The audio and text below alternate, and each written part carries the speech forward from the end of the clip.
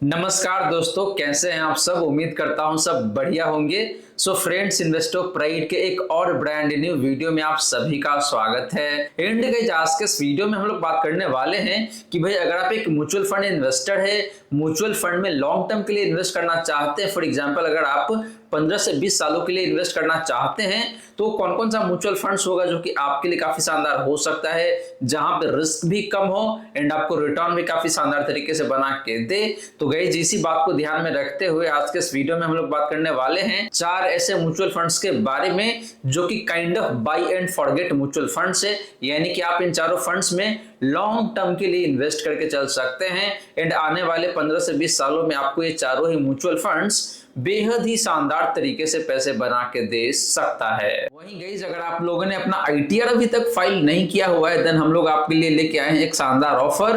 और अगर आप एक सैलरीड एम्प्लॉई है, आपका इनकम सिर्फ और सिर्फ सैलरी से आता है, इन दैट केस हम लोग आपका जो आईटीआर है वो सिर्फ 1499 यानी कि 1500 रुपए के नॉमिनल फी में फाइल करने वाले। और फ्रेंड्स, फ्यूचर में चल के आपके पास कोई भी नोटिस आता है इनकम टैक्स डिपार्टमेंट से इस असेसमेंट ईयर को रिलेट करते हुए, तो उस नोटिस को भी हम लोग कैटर करके देने वाले हैं। तो देरी मत कीजिए, दिए गए नंबर पे आप मुझे फटाफट कॉल कर सकते हैं या फिर व्हाट्सएप कर सकते हैं। तो चलिए पहले बात कर लेते हैं लार्ज कैप कैटेगरी का। और लार्ज कैप कैटेगरी से हम लोग बात करने वाले हैं इंडेक्स फंड के बारे में। तो फ्रेंड्स, पहले बात करें लार्ज कैप इंडेक्स फंड का, तो हम लोग बात करने वाले हैं HDFC Nifty 50 equal weight index fund का। इस फंड का इक्विटी एलोकेशन की बात करें तो जो लार्ज कैप में एलोकेशन है जो यहाँ पे देखे तो ऑलमोस्ट 97.5% का दिखने को मिल रहा है। मिड कैप स्टॉक्स में जो एलोकेशन है जो है यहाँ पे आपका 2.56% का एंड आपका स्मॉल कैप पे यहाँ पे बिल्कुल भी एलोकेशन नहीं है। तो सारा का सारा पैसे या तो लार्ज कैप में जा रहा है या फिर मिड कैप में जा रहा है। स्पेशली लार्ज कैप स्टॉक्स में सबसे ज्यादा पैसे है, लगभग 97.5% का। तो फ्रेंड्स, इस इंडेक्स फंड का जो कैटेगरी है एंड कैटेगरी के अकॉर्डिंग देखें तो जो एलोकेशन है इक्विटी में वो काफी अच्छा दिखने को मिल रहा है मार्केट कैपिटलाइजेशन के हिसाब से देखते हैं। तो बात करें फ्रेंड इस फंड का फंड साइज यानी कि एसेट अंडर मैनेजमेंट का, तो यहाँ पे आपका 1467 करोड़ का, लगभग देखे तो 1450 करोड़ के आसपास का फंड साइज दिखने को मिल रहा है, जो कि देखे तो ठीक है, ना तो बहुत ज्यादा है और ना ही बहुत कम है। काफी अच्छा फंड साइज है इस पर्टिकुलर इंडेक्स फंड का। और गाइस, आगे चल के ये जो फंड साइज है ये काफी ज्यादा हो सकता है क्योंकि ये एचडीएफसी ग्रुप का फंड है और एचडीएफसी के जितने भी फंड है वहां पे फंड साइज काफी ज्यादा दिखने को मिलता है, परफॉर्मेंस भी काफी अच्छा रहता है। तो पेरेंटेज के हिसाब से देखे तो ये फंड भी आगे चल के काफी ज्यादा ग्रो हो सकता है। बात करें गाइस हिस्टोरिकल रिटर्न का, तो पहले हम लोग बात करने वाले हैं YTD 2025 का। तो साल 2025 में जो रिटर्न आया है इस फंड का वो है यहाँ पे आपका लगभग 5.5% का। एक महीने की बात करें तो यहाँ पे लगभग 2% के आसपास का रिटर्न है। बात करें फ्रेंड पिछले 3 महीने का, तो यहाँ पे रिटर्न ठीक दिखने को मिल रहा है, लगभग 10.25% के आसपास में। पिछले 1 साल की बात करें तो यहाँ पे रिटर्न ठीक ठाक सा है, ना तो बहुत खराब है और ना ही बहुत अच्छा है, 8.15% का रिटर्न है। लेकिन गाइस, जैसे ही आप बात करते हैं पिछले 3 सालों का, तो यहाँ पे रिटर्न काफी शानदार दिखने को मिल जाता है। और एक इंडेक्स फंड ने अगर आपको 19% से ऊपर का रिटर्न बना के दिया हुआ है एनुअल बेसिस पे, तो ये रिटर्न काफी शानदार माना जाएगा। एंड फ्रेंड्स, अगर आप इस फंड का जो रिटर्न है उसको अपने बेंचमार्क या फिर कैटेगरी से कंपैरिजन करते हैं तो ओवरऑल बेसिस पे देखें तो हर एक टाइम फ्रेम में इस फंड का रिटर्न अपने बेंचमार्क एंड कैटेगरी से बेहतर ही दिखने को मिल जाता है। कुछ एक टाइम फ्रेम ऐसा है जहां पर रिटर्न थोड़ा सा कम जरूर है लेकिन डिफरेंस बहुत ज्यादा का नहीं है। वहीं बात करेंगे जिस फंड का रिस्क रेशियोज का, तो पहले बात करते हैं स्टैंडर्ड डिवीजन का, तो वो है यहाँ पे आपका 14.77 का एंड कैटेगरी का स्टैंडर्ड डिवीजन है आपका 14.57 का। तो कैटेगरी से इसका स्टैंडर्ड डिवीजन थोड़ा सा ज्यादा है लेकिन बहुत माइनर सा डिफरेंस है गाइस, यानी कि इस फंड का रिटर्न उतना ही वोलेटाइल रहता है जितना कैटेगरी का रिटर्न वोलेटाइल रहता है। बात करें फ्रेंड शार्प रेशियो का, तो वो है यहाँ पे आपका 0.82 का एंड कैटेगरी का शार्प रेशियो है आपका 0.75 का। तो कैटेगरी से थोड़ा सा बेहतर है, यानी कि ये फंड जितना रिस्क लेता है उसके कंपैरिजन में आपको रिटर्न थोड़ा सा बेहतर बना के देता है। लास्टली बात करेंगे जिस फंड का अल्फा का, तो वो यहाँ पे आपका 1.31% का एंड कैटेगरी का अल्फा है आपका 0.44% का। तो इस फंड का अल्फा भी देखिए तो बेहतर दिखने को मिलता है, यानी कि ये फंड अपने बेंचमार्क इंडेक्स को लगभग 1.25% से बीट किया हुआ है पिछले 3 सालों की बात करते हैं। तो फ्रेंड्स, ये रही सारी की सारी बातें आपका HDFC Nifty 50 equal weight index fund का। और गाइस, ओवरऑल देखें तो इस फंड का रिटर्न काफी अच्छा है। इक्विटी एलोकेशन भी देखें तो मार्केट कैप के हिसाब से काफी अच्छा दिखने को मिल रहा है। इस फंड का जो फंड साइज है ये काफी पॉजिटिव एस्पेक्ट है। आगे चल के ये फंड साइज काफी ज्यादा ग्रो हो सकता है और इसके साथ साथ आपका जो पैसा है ये भी ग्रो हो सकता है। वहीं गाइस, हमने देखा कि भाई इस फंड का जो रिस्क रेशियोज है ये भी काफी अच्छा दिखने को मिल रहा है। तो ओवरऑल ये फंड काफी बैलेंस है एंड इंडेक्स कैटेगरी से आपके लिए काफी शानदार हो सकता है। और सबसे अच्छी बात यहाँ पे ये है कि भाई ये HDFC ग्रुप से बिलोंग करता है, तो आगे चल के आपको रिटर्न काफी बेहतर बना के दे सकता है।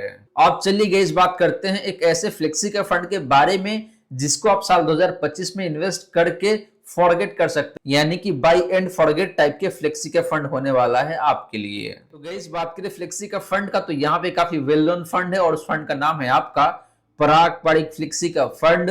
इस फंड का इक्विटी एलोकेशन की बात करें तो लार्ज कैप में जो एलोकेशन है जो है यहाँ पे आपका 94.28% का लगभग देखें तो सारा का सारा पैसे लार्ज कैप स्टॉक्स में ही जा रहा है।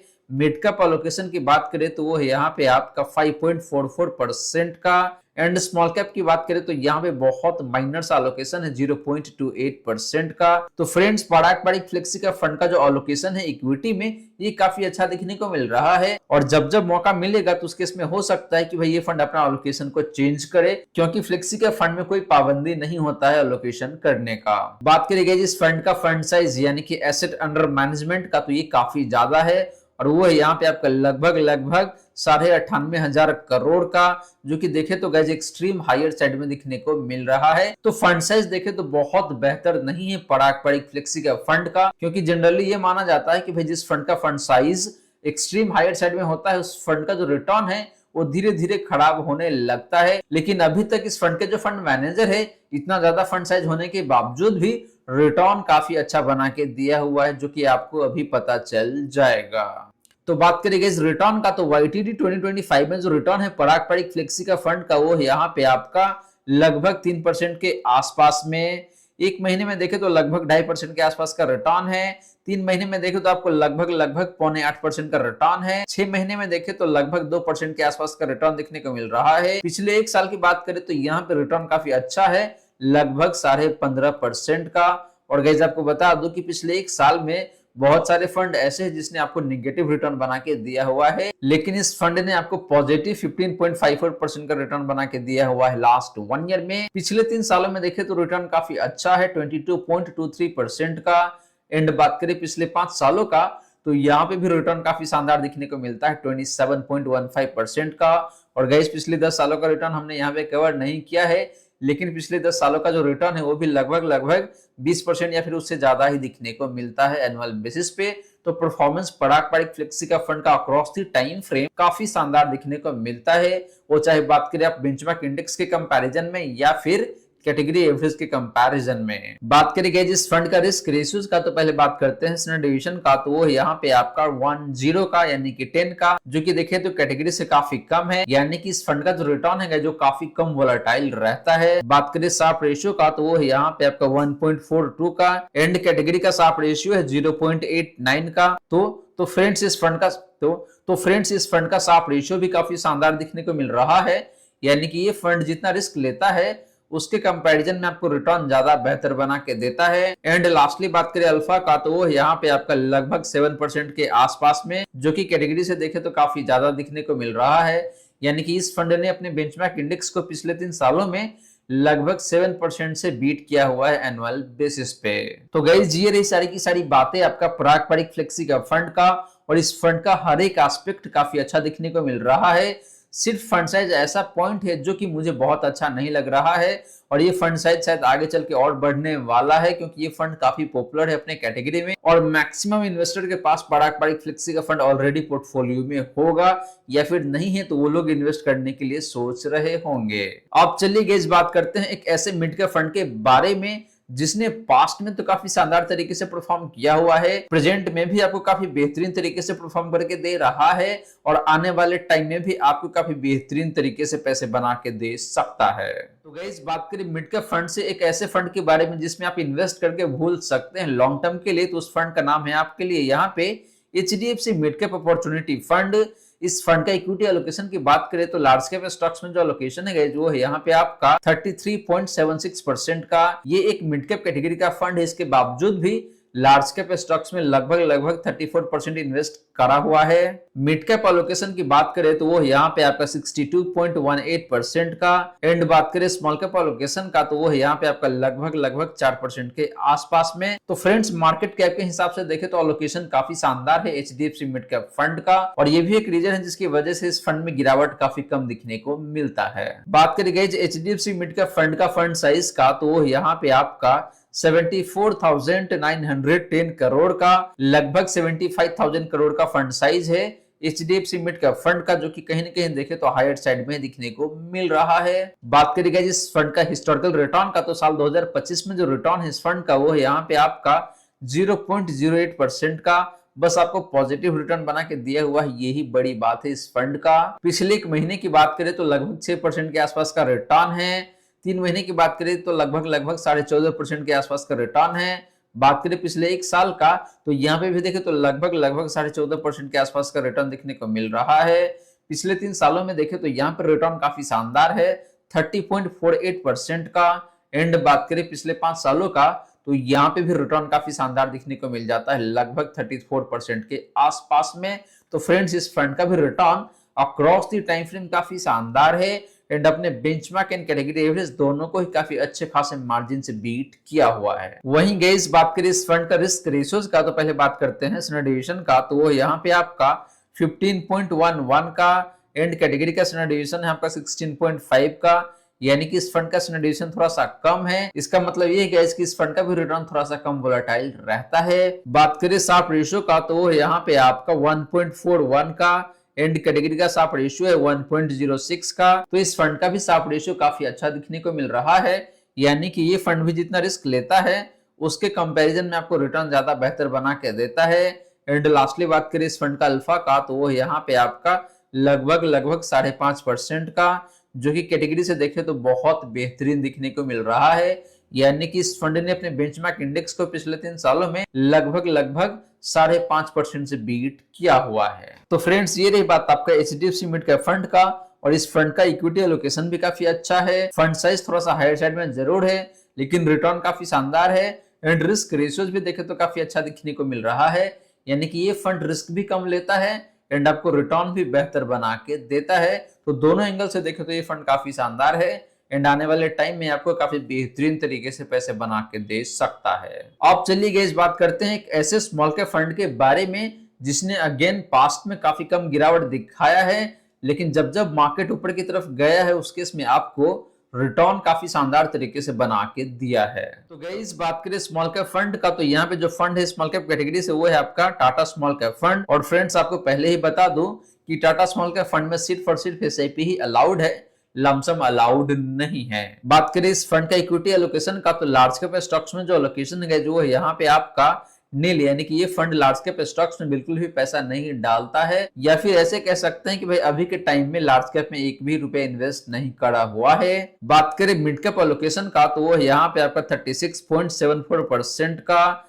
एंड बात करें स्मॉल कैप एलोकेशन का तो वो यहाँ पे आपका 63.25% का। तो फ्रेंड्स कैटेगरी के अनुरूप ही टाटा स्मॉल कैप फंड ने लार्ज कैप स्टॉक्स में बिल्कुल भी पैसे इन्वेस्ट नहीं किया हुआ है, और जो स्मॉल कैप है वहां पे लगभग 63% का एलोकेशन है।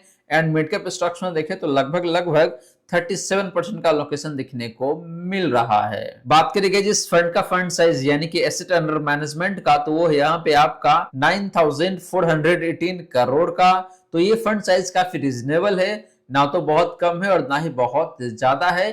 तो आगे चल के फंड ग्रो भी हो सकता है एंड आपको रिटर्न भी काफी अच्छे तरीके से बना के दे सकता है, और पेरेंटेज भी काफी अच्छा है। इस फंड का टाटा ग्रुप का नाम जुड़ा हुआ है तो पेरेंटेज तो काफी अच्छा हो ही जाता है। बात करेंगे जिस फंड का पास्ट परफॉर्मेंस का तो साल 2025 में जो रिटर्न है इस फंड का वो है यहाँ पे आपका -5.7% का। फ्रेंड्स आपको बता दूं कि स्मॉल कैप कैटेगरी से बहुत सारे फंड ऐसे हैं जिसने आपको साल 2025 में 10-10%, 12-12% का नेगेटिव रिटर्न बना के दिया हुआ है। तो उस महीने में देखें तो ये फंड थोड़ा सा बेहतर ही दिखने को मिल रहा है। हालांकि कैटेगरी एंड बेंचमार्क का जो रिटर्न है YTD का, वो थोड़ा सा बेहतर दिखने को मिल रहा है। पिछले एक महीने की बात करें तो यहाँ पे रिटर्न 8.19% का है, जो कि अपने कैटेगरी एंड बेंचमार्क के आसपास में ही दिखने को मिल रहा है।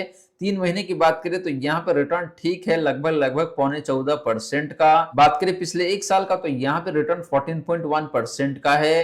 पिछले 3 सालों की बात करें तो रिटर्न 26.31% का है। एंड बात करें पिछले 5 सालों का तो यहाँ पे भी रिटर्न देखे तो काफी अच्छा दिखने को मिल रहा है, ऑलमोस्ट 36% का। तो friends, Tata small cap fund का जो रिटर्न है कुछ महीने में अपने बेंचमार्क से खराब दिखने को मिल रहा है, लेकिन इस फंड को मैंने क्यों चूज किया हुआ है, क्योंकि यहाँ पे वोलाटिलिटी काफी कम दिखने को मिलेगा आपको, एंड जो रिस्क एलिमेंट है ये थोड़ा सा लोअर साइड में दिखने को मिलता है। तो इसीलिए ये फंड आपके लिए काफी सुटेबल हो सकता है अगर आप इन्वेस्ट करके काफी लॉन्ग टर्म प्ले करना चाहते हैं। तो बात करें गाइस रिस्क रेशियोज का, तो पहले बात करते हैं स्टैंडर्ड डिवीजन का। तो वो यहाँ पे आपका 16.39 का, जो कि कैटेगरी से कम है। तो मैंने ऑलरेडी आपको बताया है कि भाई इस फंड का जो रिटर्न है थोड़ा सा कम वोलेटाइल रहता है, जो कि यहाँ पे साफ साफ दिखने को मिल रहा है। बात करेंगे जिस फंड का शार्प रेशियो का, तो वो यहाँ पे आपका 1.16 का, जो कि कैटेगरी से थोड़ा सा बेहतर दिखने को मिल रहा है। यानी कि ये फंड जितना रिस्क लेता है उसके तुलना में आपको रिटर्न थोड़ा सा बेहतर बना के देता है। एंड लास्टली बात करें अल्फा का, तो वो यहाँ पे आपका 4.69% का, जो कि अगेन देखे तो अपनी कैटेगरी से बेहतर दिखने को मिल रहा है। यानी कि इस फंड ने पिछले 3 सालों में अपने बेंचमार्क इंडेक्स को लगभग देखे तो 4.7% से बीट किया हुआ है। तो फ्रेंड्स, ये रही सारी की सारी बातें आपका टाटा स्मॉल कैप फंड का। और गाइस इस फंड का जो इक्विटी एलोकेशन है ये भी काफी अच्छा दिखने को मिल रहा है। फंड साइज काफी बेहतरीन है, रिटर्न भी देखे तो काफी शानदार दिखने को मिल रहा है।